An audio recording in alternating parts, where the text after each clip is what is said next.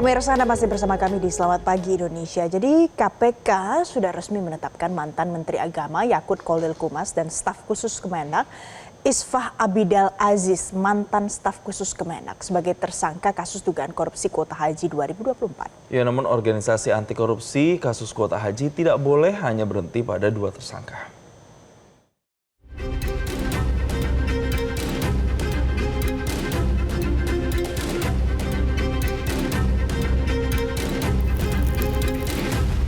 Komisi Pemberantasan Korupsi atau KPK bakal segera memeriksa dan selanjutnya menahan mantan Menteri Agama Yakut Khalil Qumas pasca Yakut ditetapkan sebagai tersangka kasus dugaan korupsi kuota haji 2024. Pada Kamis lalu, 8 Januari 2026, KPK resmi menetapkan Yakut Khalil Qumas dan mantan staf khususnya Isfah Abidal Aziz sebagai tersangka dalam kasus korupsi kuota haji. Keduanya dijerat dengan pasal 2 dan 3 Undang-Undang Tipikor tentang tindak pidana memperkaya diri atau orang lain dan penyalahgunaan wewenang yang dapat merugikan keuangan negara. Kasus ini bermula ketika pemerintah Arab Saudi memberikan tambahan kuota haji tahun 2024 sebanyak 20.000 jemaah untuk mempercepat antrean haji reguler di Indonesia. Namun Kementerian Agama melakukan diskresi dengan membagi kuota jemaah haji ini menjadi 50% untuk antrian haji khusus dan sisanya untuk kelompok haji reguler. Diskresi ini dinilai bertentangan dengan Undang-Undang Penyelenggaraan Haji dan menyebabkan kerugian negara. Untuk surat penetapan tersangka sudah kami sampaikan kepada pihak-pihak terkait mengenai pemeriksaannya lagi kapan, termasuk juga penahanannya, nanti kami akan update. Perkembangan dari penyidikan kasus dugaan korupsi kuota haji 2024, KPK disebut sudah menyita uang sebesar 100 miliar rupiah berasal dari sejumlah pihak yang telah diperiksa, diantaranya pihak swasta penyelenggara ibadah haji khusus. KPK menghimbau pihak Biro Perjalanan maupun Asosiasi Penyelenggara Ibadah Haji untuk segera mengembalikan uang yang diduga terkait dengan kasus rasuah kuota haji 2024. Sampai dengan saat ini sudah mencapai sekitar 100 miliar. Ya, ini masih akan terus bertambah. Oleh karena itu, KPK terus mengimbau kepada pihak-pihak PHK, Biro Travel ataupun asosiasi yang masih ragu-ragu, silakan bisa segera mengembalikan terkait dengan uang-uang yang diduga terkait dengan dugaan tindak pidana korupsi ini. Dalam hal penyalahgunaan wewenang sebagaimana pasal 3 Undang-Undang Tipikor, Yakut diduga menggunakan diskresi menteri untuk mengubah pembagian kuota haji tambahan yang seharusnya 92% reguler dan 8% khusus menjadi 50-50. Sedangkan dalam hal kerugian negara pada pasal 2 dan 3 pengalihan kuota ini diduga merugikan negara, dalam hal ini jemaah haji reguler yang seharusnya berangkat lebih awal dan menguntungkan pihak-pihak tertentu yakni Biro Travel Haji Khusus. Koordinator Masyarakat Anti Korupsi Indonesia atau MAKIM sebagai pelapor kasus ini mengapresiasi langkah KPK menggunakan pasal 2 dan 3 Undang-Undang Tipikor karena bisa ancaman pidananya lebih berat. Kenapa KPK hanya menjerat mereka dengan pasal 2 tentang memperkaya diri sendiri atau orang lain, Mas? Bukan pasal suap atau gratifikasi? Ya, hukumannya kan lebih berat pasal 2 dan pasal 3, Yohana. Itu bisa sampai seumur hidup.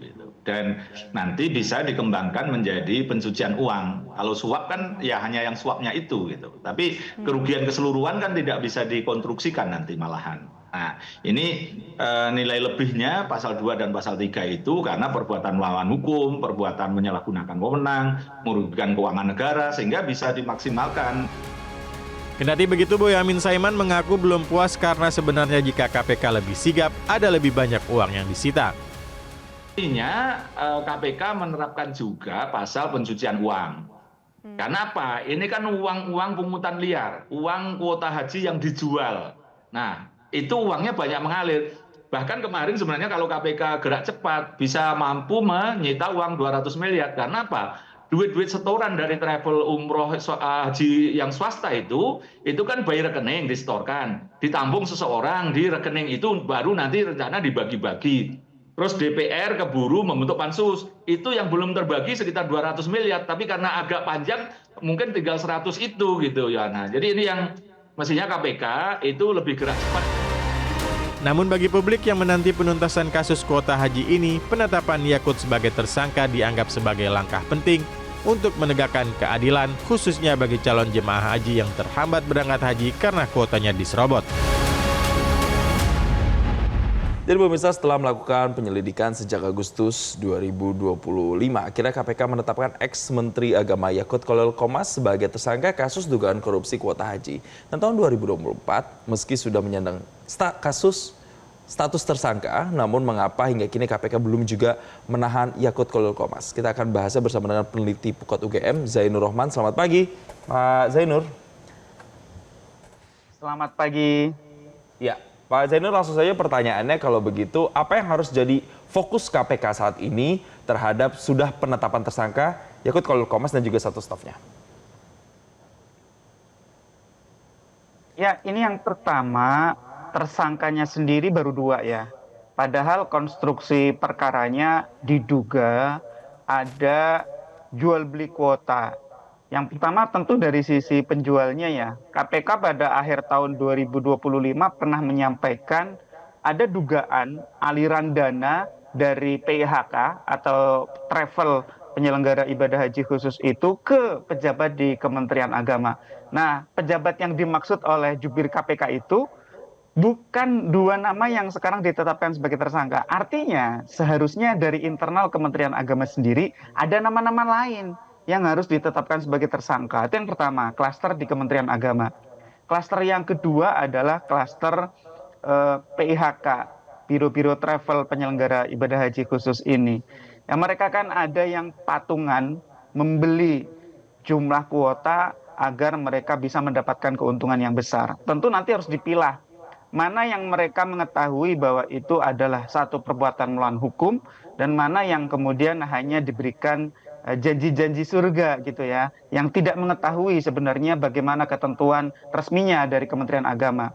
Tapi yang kita lihat sampai sekarang belum ada satupun dari pihak travel yang ditetapkan sebagai tersangka. Yang ketiga ada klaster makelar gitu ya. Saya katakan di sini ada perantara ya, yang mengorganisir, yang mengoperasionalkan pengumpulan uang tersebut, kemudian menjalin komunikasi, membagi-bagi antara Kementerian Agama dengan pihak tour and travel ini. Jadi saya lihat di 3 klaster ini KPK belum sentuh, baru tetapkan 2 orang tersangka, mantan menteri dan mantan staf khusus menteri.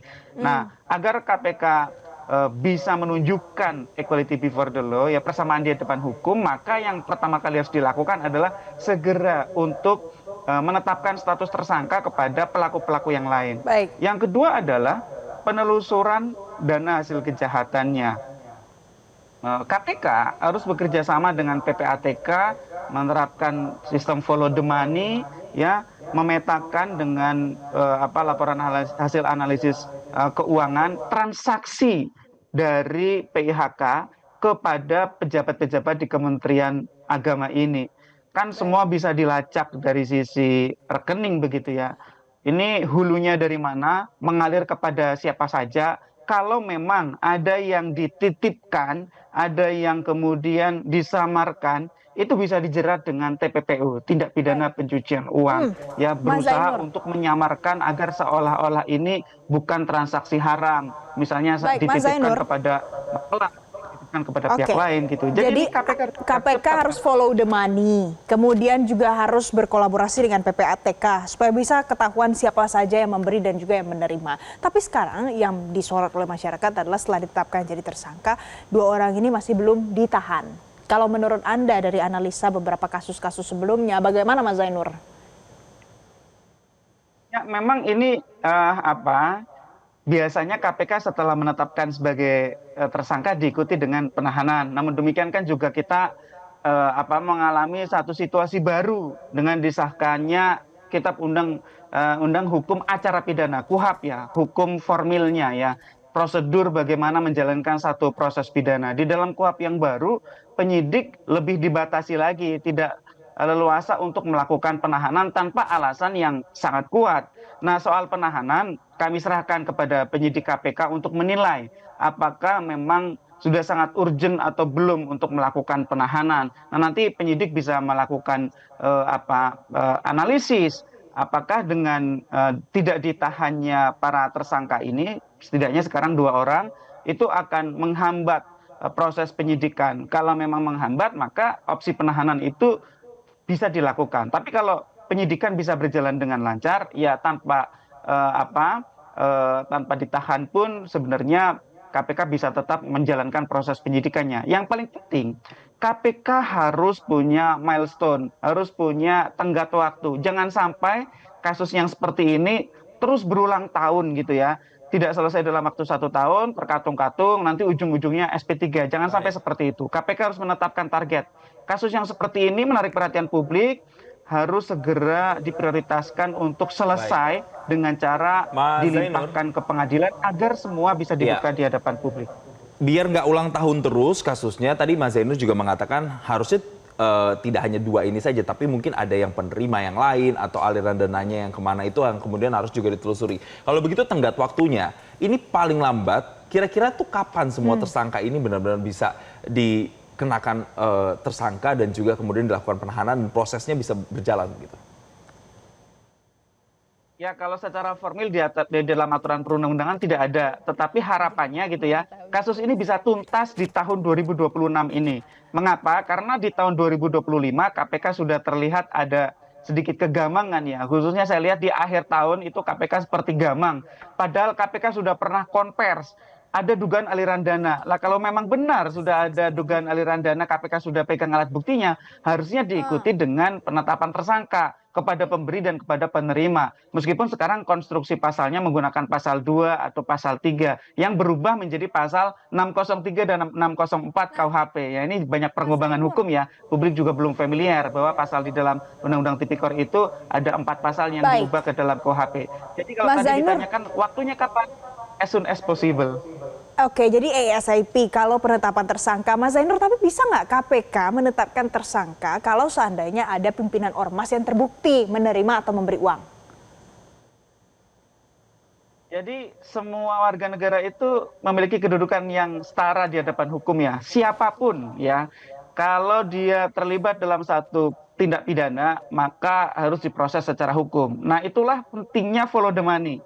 Kemana saja itu uang-uang itu, apakah mengalir ke aktor-aktor politik, apakah mengalir ke ormas, apakah mengalir ke bisnis, apakah kemudian sebagian disembunyikan, dititipkan di maklar-maklar, itu harus segera untuk dirampas, untuk disita untuk negara ya, belum dirampas. Kenapa demikian? Karena prinsip dasarnya tindak pidana itu tidak boleh membiarkan hasilnya dinikmati oleh para pelaku. Karena tujuan orang melakukan pidana kan menikmati hasilnya. Nah, kalau hasilnya itu dicabut dari mereka, mereka kehilangan kenikmatan menikmati hasil pidana itu. Nah, ini bisa dilakukan segera dengan laporan hasil analisis transaksi keuangan dengan bantuan PPATK agar semua pemberi, semua penerima itu bisa dijerat secara hukum. Tapi memang harus dibedakan ya. Pemberi yang beretikat baik itu ya tidak boleh dijerat. Misalnya orang yang ditipu seolah-olah itu harganya sangat mahal, ternyata hanya akal-akalan dari maklar. Sebenarnya harga murah yang ditetapkan oleh Kementerian Agama itu orang yang beretikat baik tidak kena. Begitu juga penerima. Misalnya ada orang menerima pembayaran yang sah ya untuk beli satu properti misalnya, ya penerimanya tidak bisa dijerat. Tapi kalau penerimanya mengetahui atau patut menduga itu merupakan hasil kejahatan, tidak ada satu alasan apapun dia diberikan sejumlah uang, warga negara maka punya penerima tersebut bisa dijerat potensi yang sama untuk dikenakan tindak pidana pencucian uang atau terkena dengan kasus ini ketika memang ada pembuktiannya dan penyelidikan dilakukan, apalagi kalau sudah dibantu oleh PPATK. Terima kasih Zainur Rohman, peneliti Pukat UGM, telah bergabung bersama kami di Selamat Pagi Indonesia. Terima kasih Mas Zainur. Jelajahi cara baru mendapatkan informasi. Download Metro TV Extend sekarang.